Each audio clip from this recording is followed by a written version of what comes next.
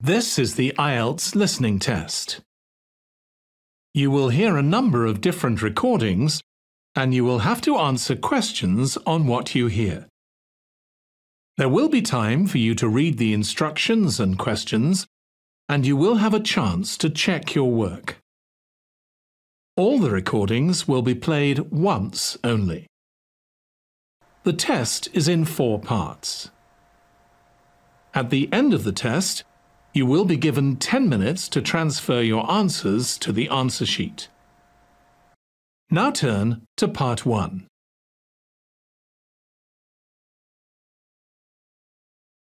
Part 1. You will hear a telephone conversation between a customer and the receptionist at a courier company. First, you have some time to look at questions 1 to 8.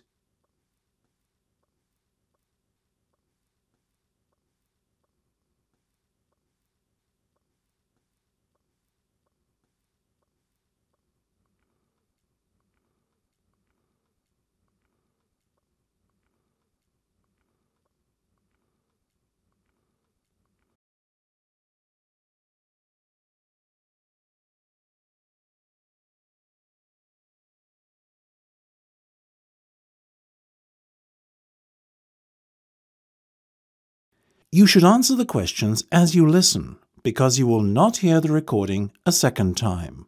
Listen carefully and answer questions 1 to 8. Good afternoon, this is Rourke's Courier Service. Pat speaking. How can I help you? Hello, Pat. My name's Joanne, and I would like to courier a package, if I may. You may certainly, Joanne. What's your surname, please?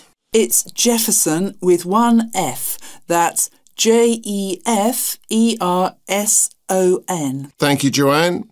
Now, could you tell me the address where the package will be collected from? Yes, it's my home address, so that's 22 Blue Lane Close, Old Malden, Surrey, KPT 530. Very good. I guess you also need the recipient's details. Quite right. Let's start with the name. It's Michael Moriarty, that's Muriarty. And the address, please? Michael lives on Birkdale Road at number 97. That's in Ashford, Kent. Excellent. And have you got Mike's postcode handy? Yeah, it's K29ZY8. I'll just repeat that. KT9SY8. Sorry, that's a Z, not an S. Got it? Got it. Do you have a daytime contact number for Michael? I certainly do. It's 011 876 99671. And when do you want your package delivered, Joanne? This Friday, the 22nd of May, if possible. No problem. Is there a particular time of day we should make the delivery at? Well, not really. Michael's self-employed, you see, and he works from home. I guess you can deliver at any time, though I think he'd prefer the evening, as he tends to be very busy during the day. Evening delivery. Now, one last thing. Can you tell me what the package will contain? There's a silver photo frame and a man's watch. Together they're worth about £200. Superb. And are you sending the package because birthday or something, is it? Actually, it's a gift for his wedding anniversary. His wife and he have been married for 50 years. Can you believe it? That's impressive. Hope I'm as lucky. I assume you accept plastic? We take all major credit cards as well as bank drafts and cheques. Excellent. I'll give you my card details now then, shall I? Not necessary. We don't charge in advance. You should give them to the courier in person on the day. Got you. Before listening to the rest of the conversation, you have some time to look at questions 9 to 10.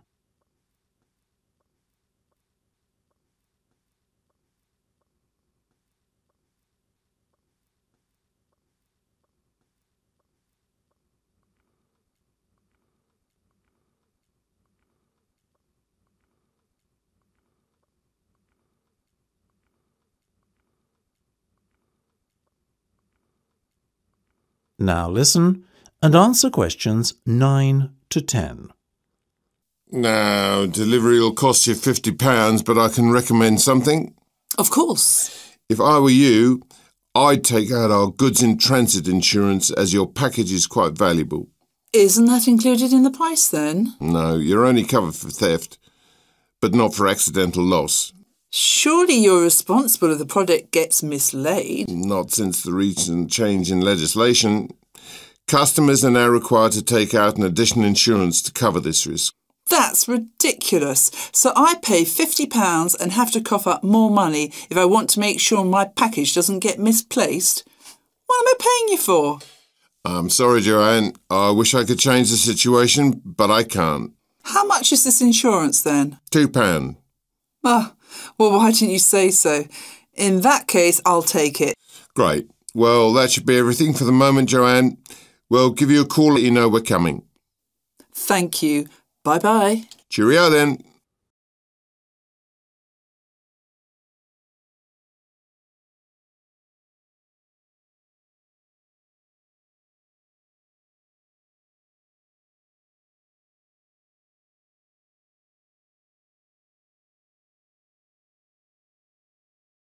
That is the end of part 1. You now have 1 minute to check your answers to part 1.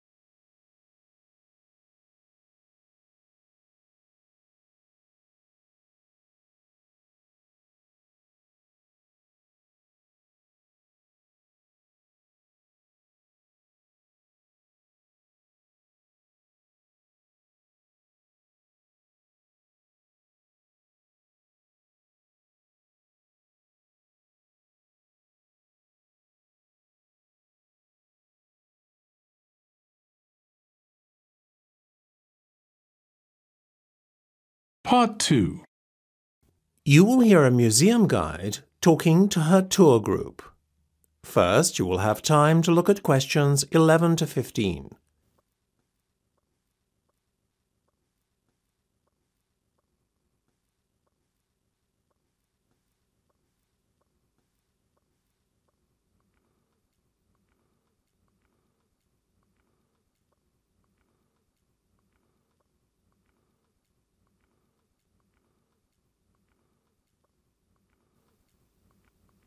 Now listen carefully and answer questions 11 to 15. Welcome everyone. You are standing at the entrance of one of Britain's oldest and most prestigious museums, the National Art Museum. My name is Sarah and I'll be your guide today. I hope you'll get as much enjoyment out of taking the tour of the museum as I will taking you on it. OK, let's get started then, shall we? Directly in front of you, where you came in, you can see the cafe. We'll have time to stop there for refreshments a little later, but for now we need to pass through it and make our way to the Renaissance Period Hall. Come along. Look here. There's a door at the back of the cafe, but we're going through the door on the left for the moment. Follow me. OK, our tour starts here, in the Renaissance Period Hall. But before we look at some of the wonderful works of art which adorn these walls, let's glance at the map of the museum and discuss the itinerary for the rest of the morning. We don't need to go back out through the cafe to get to the Classical Period Exhibition Centre. There's a door right here at the back of the Renaissance Period Hall which leads right through, and that's our next port of call.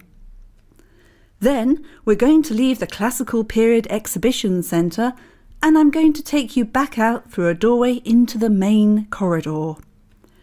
There's a lovely exhibition of works by London artists dating from as far back as 1500 there. From the corridor, it's off to the information desk to pick up some leaflets for the next section we'll visit, the Albert Gallery. That's here, at the bottom left of the map as you look at it, and the entrance is just opposite the information desk. Behind the information desk, by the way, you'll find the men's and ladies, should anyone need to excuse themselves momentarily. Our last stop takes us back out into the main corridor, through the ticket office and into a very special section which we only have the pleasure of seeing on account of the fact that we're on a guided tour, the Restoration Office. Here we'll be able to see professional restorers at work, delicately repairing centuries-old works of art, some of which are priceless. Before you hear the rest of the discussion, you have some time to look at questions 16 to 20.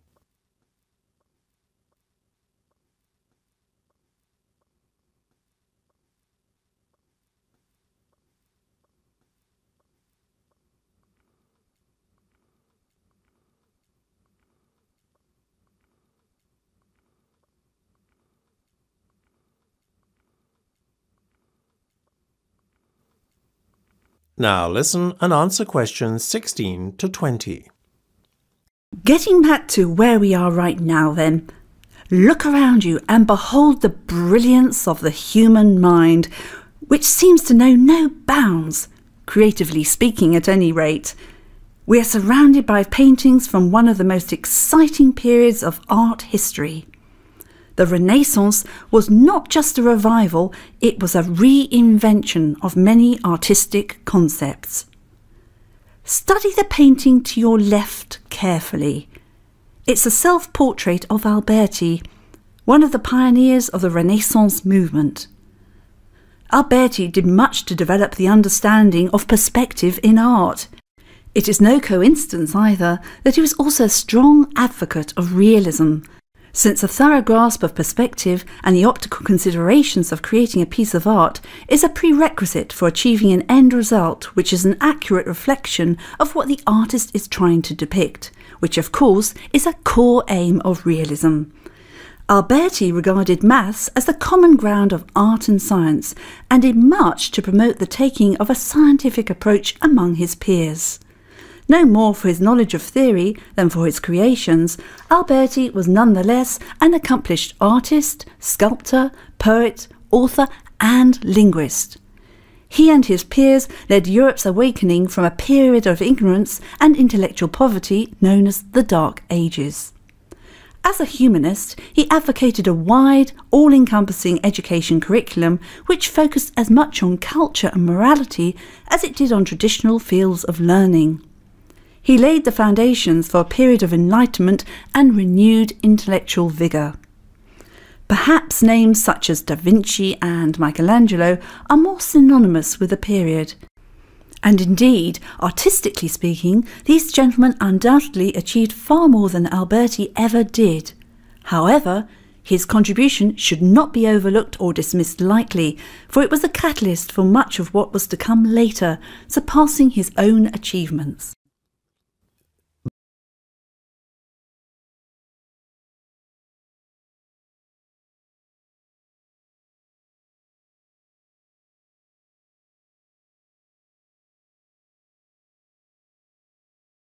That is the end of part 2.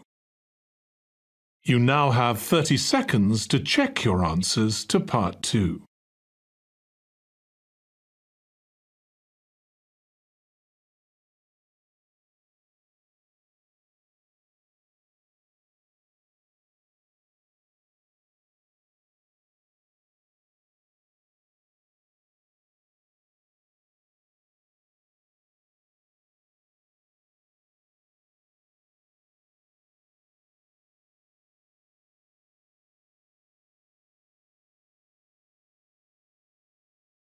Part 3.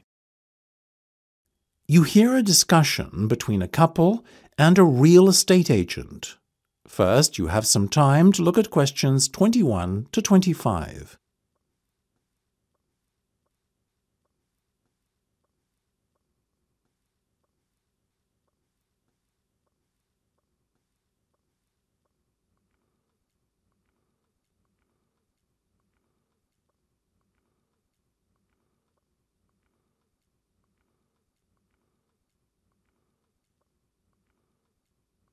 Now listen carefully and answer questions 21 to 25.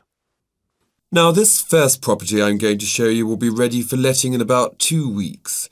It's on the market for £1,500 per calendar month, but the landlord is open to offers. If after the viewing you think you might be interested, might I suggest that you make an offer, however, as a property like this won't stay on the market for very long? My first impressions are good, I have to say. I like the location. It seems to be a quiet residential area, and the proximity to the common is advantageous, as we like to go for walks together in the evening. What do you think, Becca? It does look rather impressive, Nick. Let's go inside, shall we? Now, as you can see, the front door opens into this lovely, spacious reception room where you can welcome guests. Let me lead you into the kitchen area, which is just through here. I know I've asked you this already, but I just want to make sure that the furniture stays, correct? Yes, everything you see here will remain on the property. The only things the landlord is taking with him are his television and DVD player. Why is he vacating such a lovely flat as this? He and his wife have just had their first child, and they felt it was time to look for somewhere more spacious which can accommodate a family more comfortably. They've just purchased a 3-bed house in one of the city's suburbs, but they were eager to hold on to this property too, which is why they've decided to let it out. They now look at their old home as an investment proposition. Very sensible. The size of the kitchen is something I have a little bit of an issue with, though. After all, while there are plenty of counters and workspaces, there isn't a kitchen table or anywhere to eat. True, but come through here and you'll find a very generous dining area. Wow, this is roomy. We could definitely entertain here, Nick. Do you mind if we view the bedroom and bathroom next? Of course. This way. Here's the master bedroom. There's a small room off to the side there that could arguably be used as a second bedroom, but I think the lack of space makes it better suited to acting as an office. Your ensuite bathroom is through here. It looks very modern. Has it been recently decorated? Better than that. In fact, the bathroom is completely new. It was only fitted last week.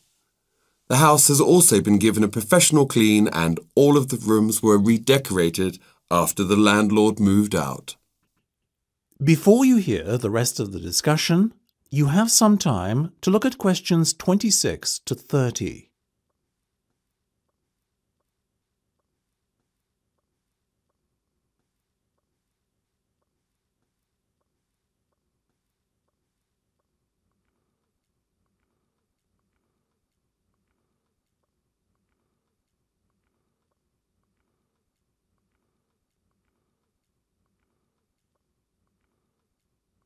Now listen and answer questions 26 to 30. You can probably tell we like it. I'm glad to hear.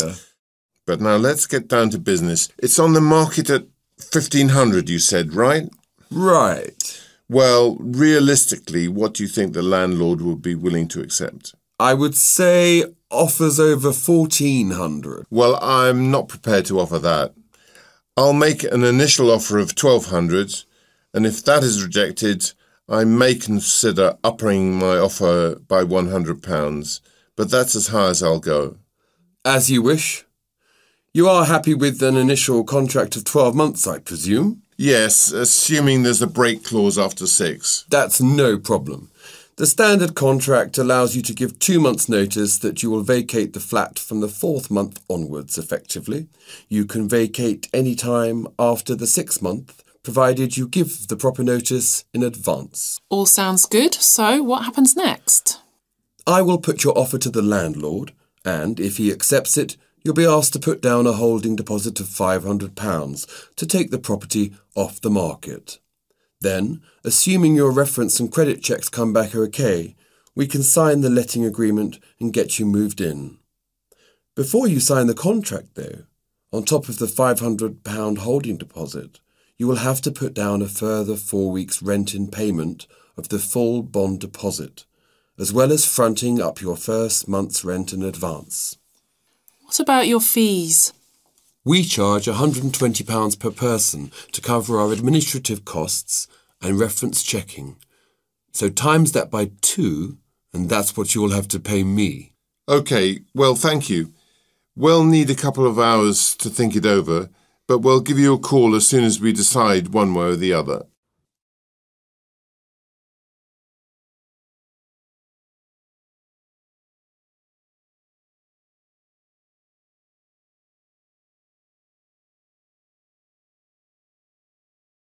That is the end of part 3. You now have 30 seconds to check your answers to part 3.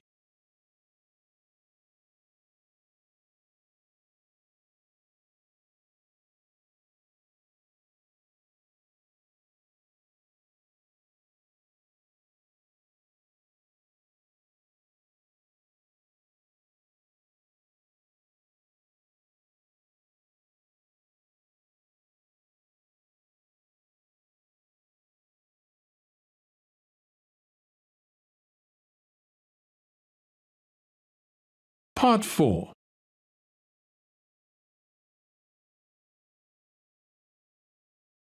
You will hear part of a talk about how to attract birds to your garden. First, you have some time to look at questions 31 to 40.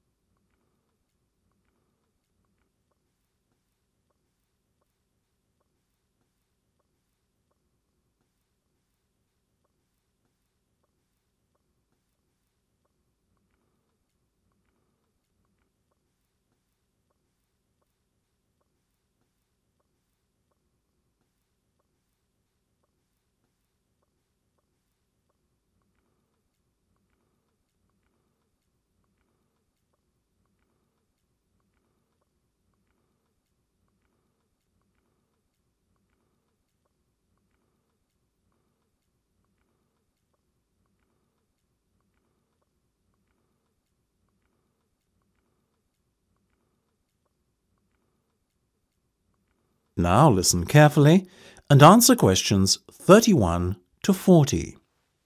The best way to attract birds to your garden is by satisfying their basic needs, which are the need for water, the need for food, and the need for safety.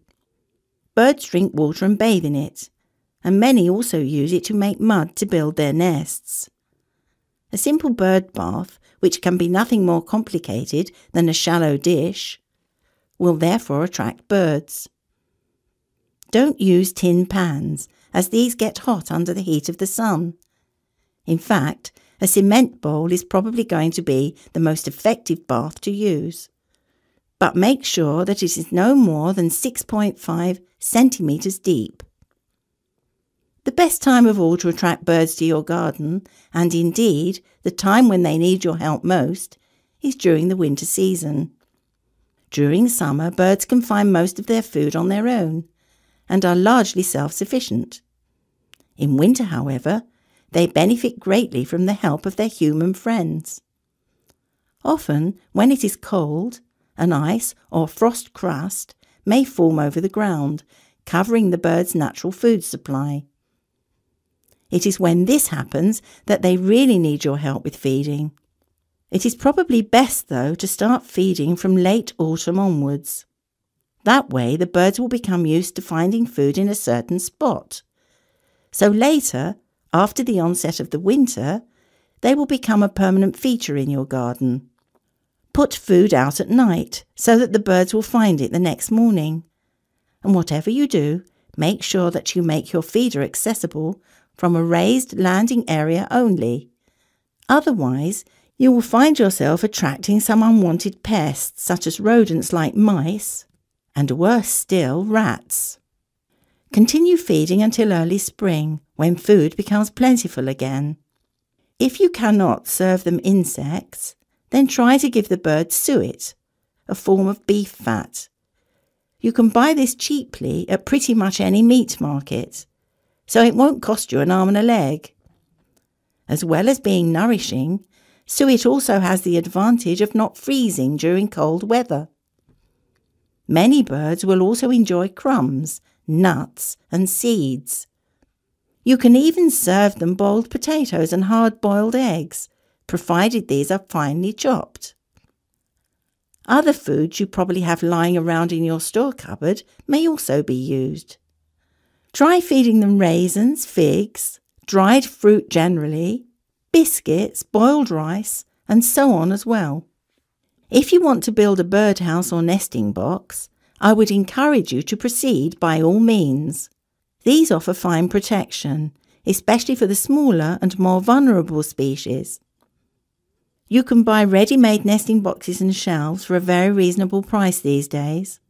Alternatively, if you fancy your hand at doing a little DIY, they are not very difficult to build either. Most birds prefer houses made of rough slabs of wood covered with bark, which to the birds feels quite authentic and natural. If at all possible, try to match your birdhouse to the surroundings as well. So, if you paint your birdhouse, be sure to use a dull grey-green or brown colour. The simplest type of birdhouse to construct yourself consists of a hollow branch nailed to a tree. When you are erecting your birdhouses, be sure to place them a good distance apart from one another. Few bird species enjoy nesting in close proximity to competitors of their own kind. Cleanliness is vitally important too. Your bird nest should be cleaned out yearly to make room for new nesting material to be brought in by their seasonal tenants. Early autumn is the best time to prepare your birdhouse, as the new season's chicks will have hatched and flown the coop, so to speak. Once cleaned, your birdhouses will be ready to welcome their spring visitors once they return to your neighbourhood early the next year.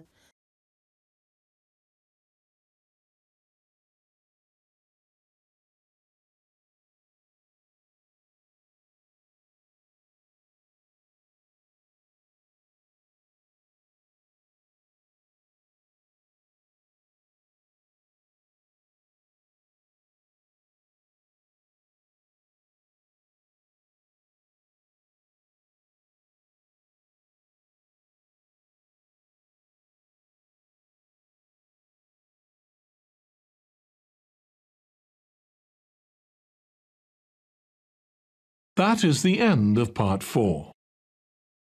You now have 1 minute to check your answers to Part 4. That is the end of the listening test.